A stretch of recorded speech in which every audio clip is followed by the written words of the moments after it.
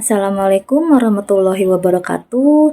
Pertama-tama yang terhormat Ibu Nur Malasari Mkom selaku dosen mata kuliah Posnes Bisnis TI dan teman-teman dari kelas 118C06 yang kami cintai.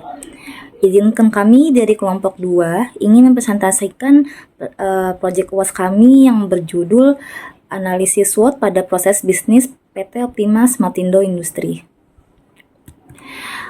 Sebelumnya, perkenalkan kelompok kami terdiri dari Muhammad Yofiansyah Prayoga, ada saya sendiri Siti Masitoh, ada Nur Sukma Banding Jaya, ada Nilam Avalia Izawati, dan Ferdiansyah. Latar belakang, pasar bisnis terus mengalami pertumbuhan berdampak kepada pelaku industri. Namun, pelaku industri yang mengabaikan permasalahan yang dianggap sepele sehingga melewatkan analisis internal dan eksternal pada perusahaan. PT Optima Smartindo Industri adalah perusahaan yang bergerak di bidang industri pembuatan berbagai jenis lampu LED atau bisa disebut light emitting diode untuk keperluan rumah tangga, gudang, maupun jalan. Analisis yang dilakukan dapat menemukan kelemahan ataupun mengetahui kekuatan yang dimiliki oleh perusahaan dalam meningkatkan pelayanan dan jaminan mutu serta efektivitas dan efisiensi dari segi waktu, biaya maupun sumber daya manusia. Maka dari itu, analisis yang dilakukan pada PT Optima Smartindo Industri diharapkan dapat menghasilkan keunggulan, kelemahan, ancaman, dan peluang yang diketahui agar dapat menemukan solusi dari setiap permasalahan yang mungkin akan timbul di masa mendatang. Nah, visi misi PT Optima Smartindo Industri ini yaitu menjadi perusahaan unggul pada industri manufaktur elektronik. Nah, untuk misinya membangun citra dan laba perusahaan minimal, maksimal, dan berkelanjutan. Mengembangkan profesionalitas pegawai sebagai aset penting perusahaan. Lalu yang ketiga, menjalankan manajemen kesehatan dan keselamatan kerja untuk menciptakan lingkungan kerja yang nyaman dan dinamis. Nah, PT Optima Smartindo Industri ini berdiri sejak tahun 2020. Tujuan utamanya adalah menjadi perusahaan penghasil produk lampu LED atau light emitting diode terbesar di dalam maupun di luar negeri. Salah satu produk unggulannya yaitu lampu penerangan jalan umum atau PJU dan tiang penerangan jalan umum yang sudah dipasarkan ke semua dinas perhubungan di seluruh Indonesia. Nah, di sini ada dinas-dinas yang sudah bekerja sama dengan PT Optima Smartindo Industri. Bisa dilihat sendiri, selain pemerintahan ada juga manufaktur, perusahaan konstruksi maupun retail. Oke, selanjutnya bisa dibacakan dengan Mbak Nilam. Silakan, Mbak. Baik, terima kasih Mbak Siti Masito. Saya Nilam Avalia di sini akan menjelaskan mengenai analisa SWOT. Analisa SWOT adalah metode sistematis yang digunakan dalam mengidentifikasi faktor atau aspek dan rencana yang mewakili persetujuan terbaik di antara kelompok maupun perusahaan. Teknik analisa SWOT yaitu strength, weakness, opportunity, threat, yaitu analisis terhadap peluang dan ancaman, kekuatan dan kelemahan dari perusahaan. Menurut Gunawan et al. 2021. Adapun analisis SWOT meliputi 1. Mengenai kekuatan apa yang dimiliki perusahaan untuk dapat menentukan perencanaan strategis. 2. Mengenai kelemahan yang ada dalam perusahaan yang perlu dikaji ulang agar mendapatkan perhatian dari pihak manajemen untuk dibenahi. Yang ketiga, mengenai kesempatan yang dapat diperoleh oleh perusahaan untuk mendapatkan peluang. Keempat, mengenai ancaman yang mungkin dihadapi oleh perusahaan. IFAS, Internal Factor Analysis Summary. IFAS diperoleh faktor-faktor strategi internal yang meliputi kekuatan dan kelemahan, menurut Rahmawati dan Prihartono 2022. Dalam IFAS, organisasi mengevaluasi berbagai faktor internal seperti kekuatan, strength, dan kelemahan, weakness, dalam berbagai aspek bisnis, tetapi tidak terbatas pada aspek finansial, sumber daya manusia, teknologi, operasional, dan manajemen. EVAS, External Factor Analysis Summary. EVAS diperoleh faktor-faktor eksternal yang meliputi peluang dan ancaman, menurut Rahmawati dan Prihartono 2022. Dalam analisis EVAS, organisasi mengidentifikasi berbagai faktor eksternal yang dapat mempengaruhi kinerja mereka. Faktor-faktor ini dapat mencakup aspek-aspek seperti tren pasar, persaingan industri, regulasi pemerintah, perubahan teknologi, dan faktor-faktor demografis. SFAS, Strategic Factor Analysis Summary. SFAS adalah sebuah metode analisis yang digunakan dalam manajemen strategis untuk mengevaluasi faktor-faktor baik dari internal maupun eksternal yang mempengaruhi kinerja suatu organisasi. Dalam SFAS, faktor-faktor tersebut disusun dan dianalisis untuk membantu organisasi dalam merumuskan strategi yang lebih efektif. Grand Strategy. Grand Strategy adalah rencana umum atau pendekatan yang diadopsi oleh sebuah organisasi atau negara untuk mencapai tujuan jangka panjangnya. Ini melibatkan pemilihan sumber daya, struktur organisasi, dan serangkaian tindakan strategis yang diperoleh untuk mencapai visi dan misi yang ditetapkan. Baik, selanjutnya akan dibacakan oleh Mas Yofi. Silakan Mas Yofi. Untuk permasalahan SWOT-nya, persaingan penjualan produk lampu LED semakin ketat. Perusahaan ini perlu mengatasi tantangan ini dengan mengembangkan strategi penjualan. Kemudian, analisis yang kurang terhadap perusahaan menimbulkan ketidakmampuan perusahaan dalam mengikuti perkembangan dan persaingan pasar. Kemudian, perusahaan belum memiliki analisa SWOT yang baik sehingga belum dapat menerapkan strategi bisnis yang baik untuk penjualannya. Kemudian, untuk tujuan dan masalahnya yaitu mengetahui bagaimana proses bisnis yang terjadi pada perusahaan. Dan selanjutnya adalah untuk mengetahui kekuatan, kelemahan, peluang, dan ancaman bagi sebuah perusahaan supaya dapat menyusun strategi yang sesuai. Kemudian, untuk memperkuat kekuatan internal, mengurangi kelemahan, mengamati peluang, dan menghindarkan ancaman. Terakhir yaitu membantu perusahaan dalam memperkukuhkan posisinya dalam pasar dan meningkatkan daya saing. Berikutnya adalah pembahasan masalah. Nah, untuk masuk dalam teori pembahasan masalah ini, di sini ada strength yaitu kekuatan dan weakness ya, kelemahan.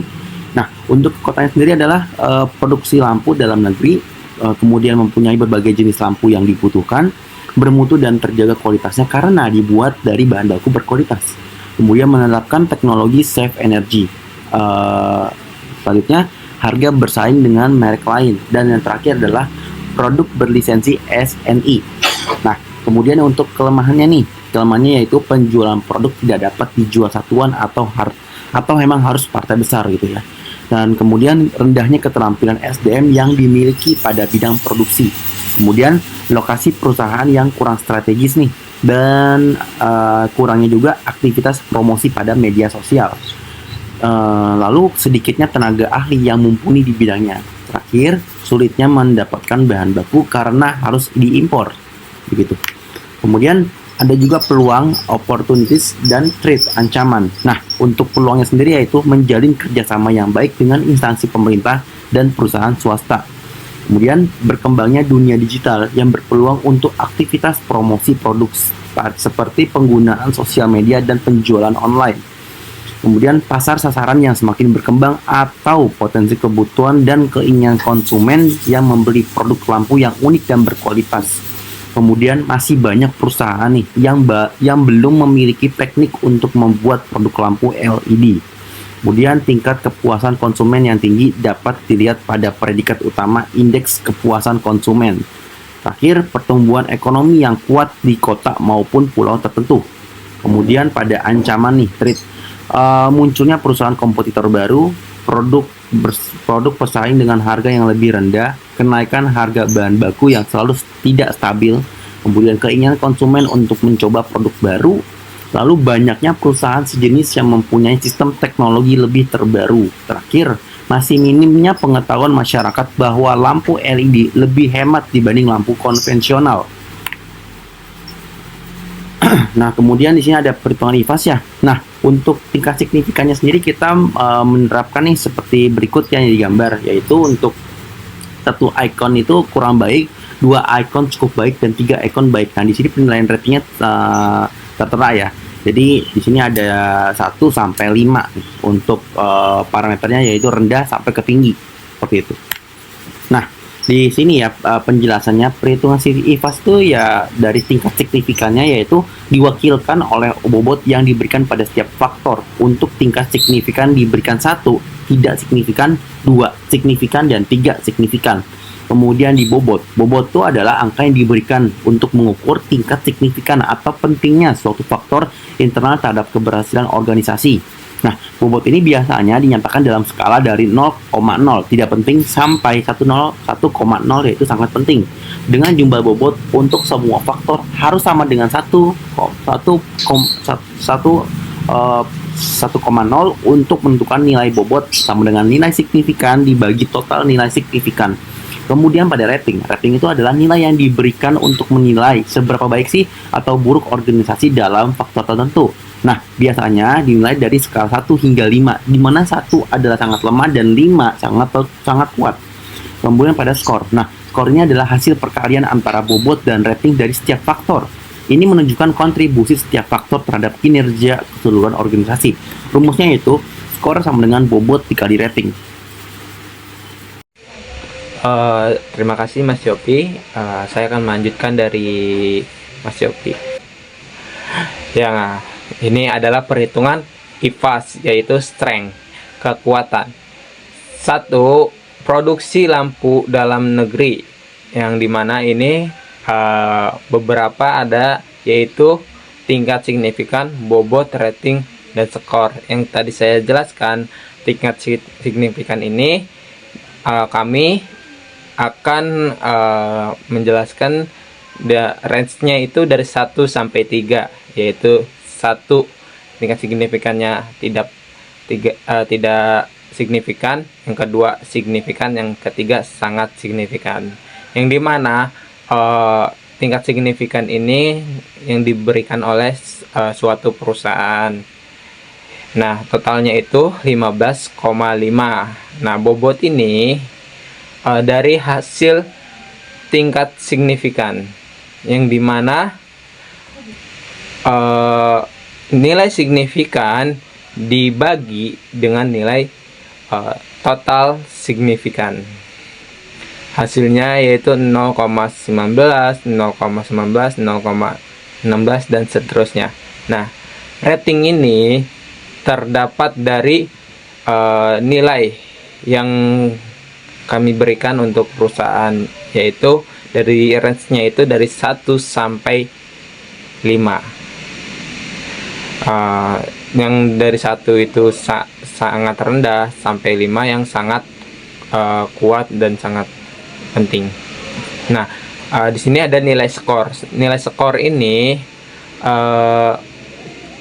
rumusnya yaitu skor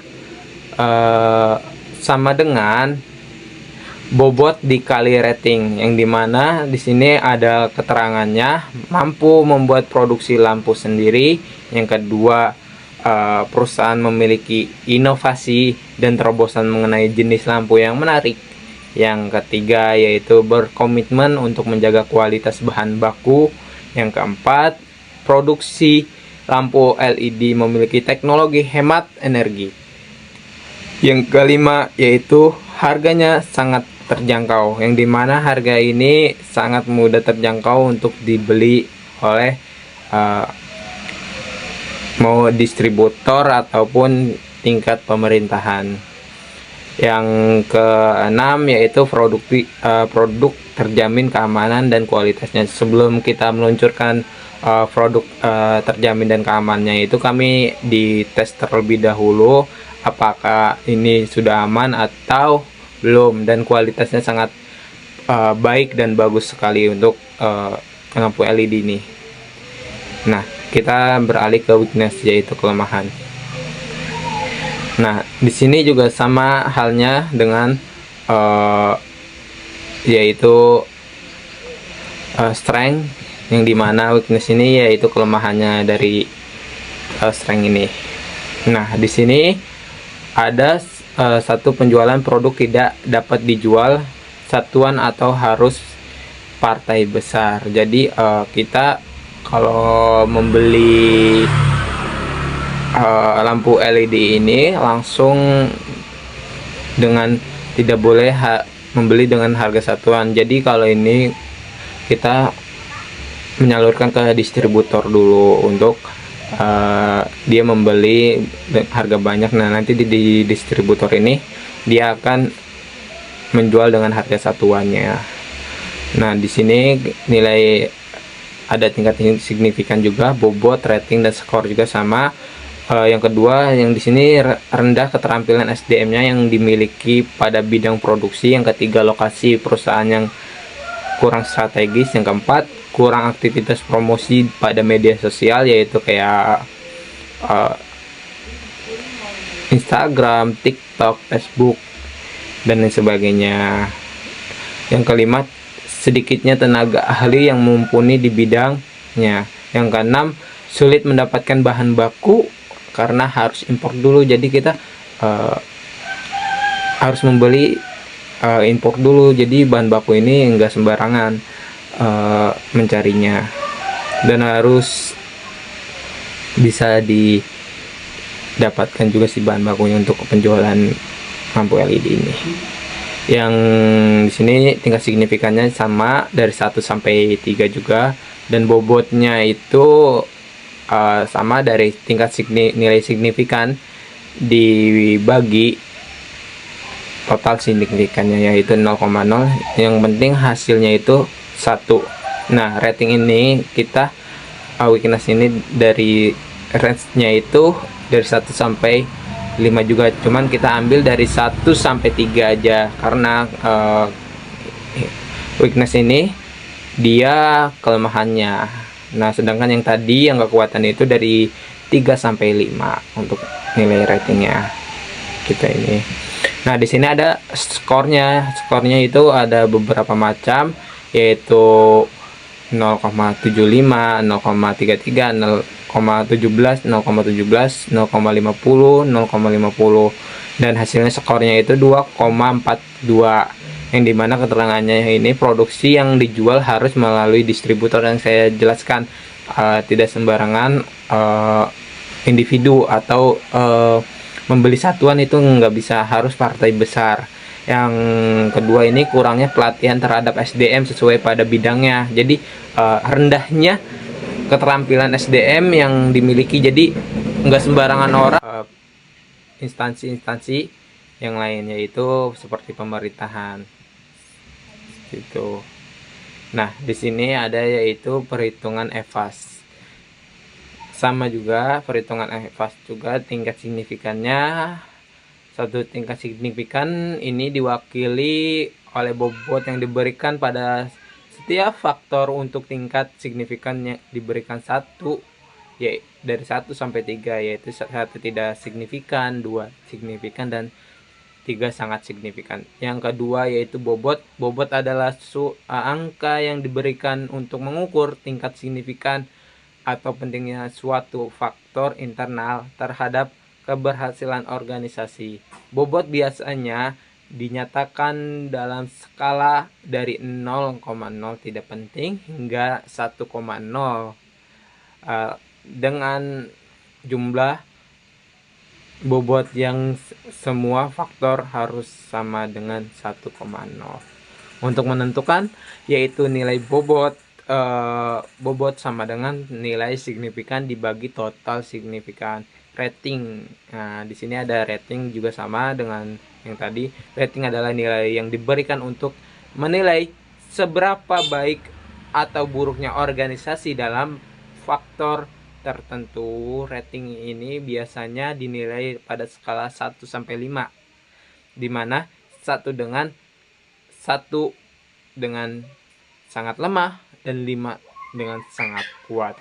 Yang keempat yaitu ada skor. Skor adalah hasil perkalian antara bobot dan rating dari setiap faktor. Ini menunjukkan kontribusi setiap faktor terhadap kinerja keseluruhan organisasi, yaitu rumusnya skor sama dengan bobot dikali rating ya. Nah, di sini ada perhitungan EVAS yaitu opportunities, yaitu peluang kalau dalam bahasa Indonesianya.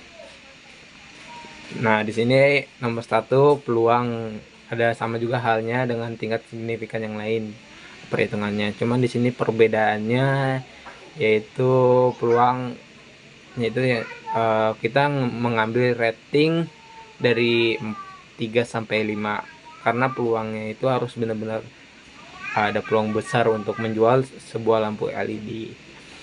Yang pertama, menjalankan kerjasama baik dengan instansi pemerintah dan perusahaan swasta. Yang kedua, berkembang dunia digital yang berpeluang untuk aktivitas promosi produk seperti pengguna sosial media dan penjualan online. Yang ketiga, pasar sasaran yang semakin berkembang atau potensi kebutuhan dan keinginan konsumen yang membeli produk lampu yang unik dan berkualitas. Yang keempat, masih banyak perusahaan yang belum memiliki teknik untuk membuat produk lampu LED. Jadi masih banyak perusahaan yang belum mumpuni untuk pembuatan produk lampu LED ini.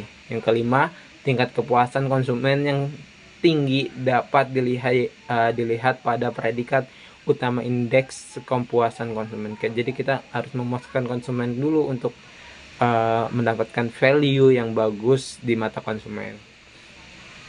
Yang keenam, pertumbuhan ekonomi yang kuat di kota maupun pulau tertentu. Nah, peluang sama kita menghitung tingkat signifikannya. Tingkat signifikannya itu kita mengambil range-nya yang tadi saya sudah jelaskan dari 1 sampai 3. Bobotnya ini kenapa ada nilai bobotnya juga kita mengambil sama dengan halnya weakness dan strength. Dari nilai signifikan dibagi dengan total tingkat signifikannya. Nah, di sini ada 0,19, 0,13, 0,16, 0,19, 0,19, 0,16, yaitu harus bobotnya itu harus benar-benar nilainya harus 1, nggak boleh lebih. Nah, di sini rating, kita mengambil rating peluang itu dari 3 sampai 5 karena peluangnya harus besar. Nah, skor ini dapat nilai skor ini dari nilai rumusnya itu dari skor dibagi bobot dikali rating. Jadi terdapat skornya itu ada 0,19, 0,38, 0,78, 0,75, 0,94, 0,47 ya. Di sini juga keterangannya membantu memperluas jaringan perusahaan agar memiliki akses ke pasar yang luas, membantu memperkenalkan produk lebih luas ruang lingkup masyarakat melalui internetnya, memperbanyak inovasi dan terobosan baru agar menarik minat konsumen terhadap lampu. Produksi lampu LED melibatkan teknik-teknik khususnya yang mungkin tidak dimiliki oleh semua perusahaan. Yang kelima, yaitu konsumen merasa sangat puas dengan produk atau layanan yang diberikan. Yang keenam, pertumbuhan ekonomi diberikan pulau relatif membaik dan meningkat. Nah, di sini ada yaitu threat, ancamannya. Yang satu, munculnya perusahaan kompetitor baru. Yang kedua, produk pesaing dengan harga lebih rendah. Terus 3, kenaikan harga bahan baku yang selalu tidak stabil. Yang keempat, keinginan konsumen untuk mencoba produk baru. Yang kelima, banyaknya perusahaan sejenis yang mempunyai sistem teknologi lebih terbaru. Yang keenam, masih minim yang pengetahuan masyarakat bahwa lampu LED ini lebih hemat dibandingkan lampu konvensional. Nah, di sini ada tingkat signifikan, kita ambil dari 1 sampai 3 lagi. Bobot dari nilai tingkat signifikan dibagi total signifikan, nilai total signifikan. Nah, rating ini dari kita mengambil ancaman itu dari 1 sampai 3. Yang enggak skor ini kita mengambil dari skor sama dengan yaitu bobot dikali rating, hasilnya 0,695, 0,35, 0,23, 0,31, 0,46 dan 0,69. Nah, keterangannya itu perusahaan kompetitor baru memiliki keunggulan kompetitif yang sebelumnya tidak ada di pasaran. Yang kedua, harga produk pesaing dengan sejenis produk yang sama. Yang ketiga, kenaikan harga bahan baku dapat meningkatkan biaya produksi dan harga produk. Yang keempat, minimnya inovasi terbaru pada model lampu. Yang kelima, perusahaan sejenis memiliki sistem teknologi yang lebih terbaru. Yang keenam, karena minimnya promosi dan kurangnya minat masyarakat untuk mencoba produk lampu LED. Hasil perhitungan IFAS dan EFAS yang telah dipresentasikan oleh Mas Ferdian tadi. Di sini terdapat grand strategi, total skor kekuatannya yaitu 4,10, total skor kelemahan 2,42, total skor peluang 4,25, total skor ancaman 2,73.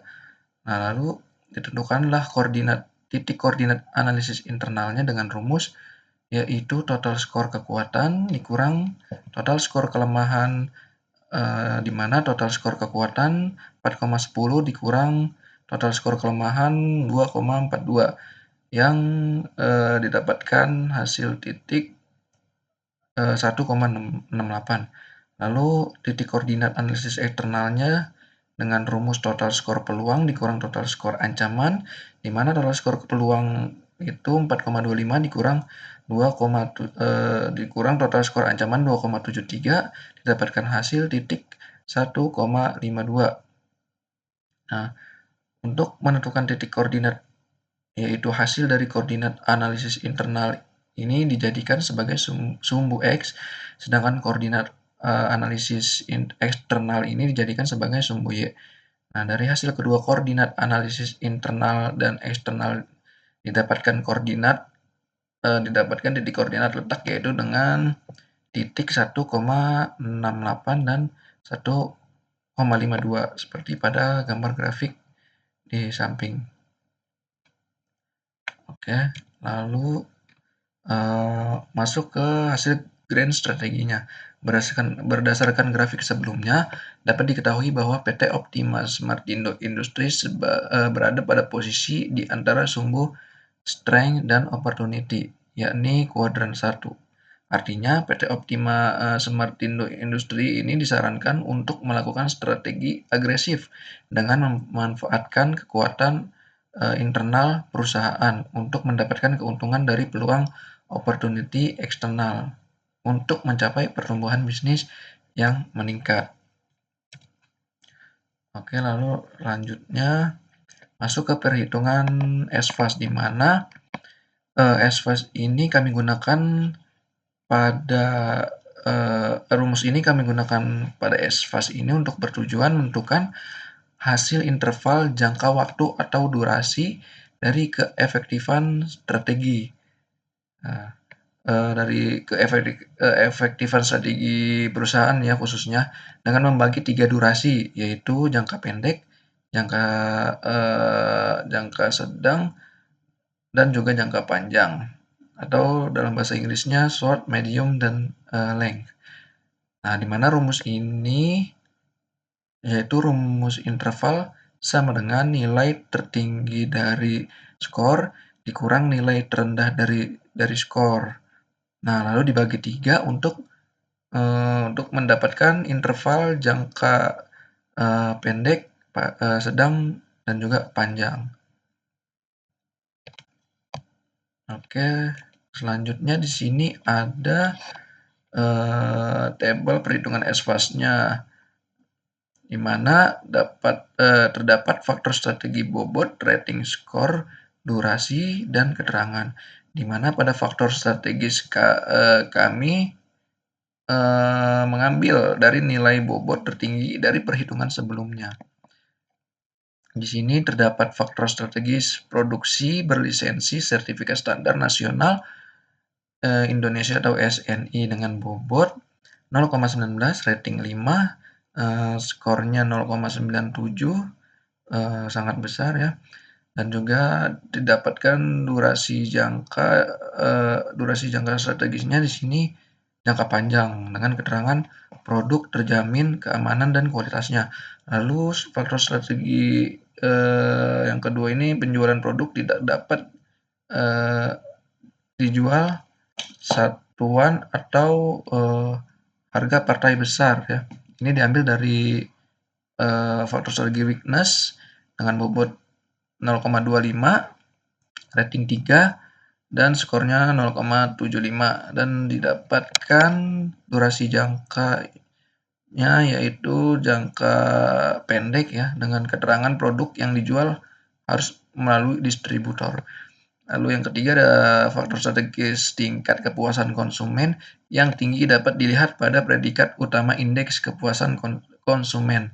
Ya, ini kita ambil dari faktor strategi opportunity.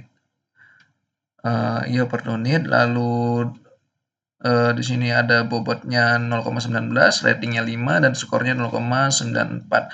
Didapatkan hasil jangka strategisnya yaitu jangka panjang, durasinya, dan keterangannya konsumen merasa sangat puas dengan produk atau layanan yang diberikan. Nah, yang terakhir kita ambil dari faktor strategi trade ya, di mana yaitu munculnya perusahaan kompetitor baru dengan bobot 0,23 dan ratingnya 3, skornya 0,69. Didapatkan durasi jangka strategisnya yaitu jangka pendek dengan keterangan perusahaan kompetitor baru memiliki keunggulan kompetitif yang sebelumnya tidak ada di pasar. Oke, lalu di sini langsung beralih ke kesimpulannya. Di sini saya jelaskan berdasarkan hasil penelitian, di mana kesimpulannya yang pertama, PT Optima Smartindo Industri merupakan perusahaan yang bergerak dalam bidang produksi berbagai jenis lampu LED. Yang kedua, waktu internal yang menjadi kekuatan yaitu produksi lampu LED dalam negeri memiliki jenis lampu LED yang lengkap, bermutu, dan terjaga kualitasnya. Lalu menerapkan teknologi safe energy, harga terjangkau, dan produk sudah berlisensi sertifikat SNI. Dan yang ketiga yaitu perusahaan ini mendapatkan 4,10 total skor kekuatan, 2,42 total skor kelemahan, 4,25 total skor peluang, dan 2,73 total skor ancaman. Memiliki koordinat analisis internal 1,68 dan koordinat eksternalnya yaitu 1,25.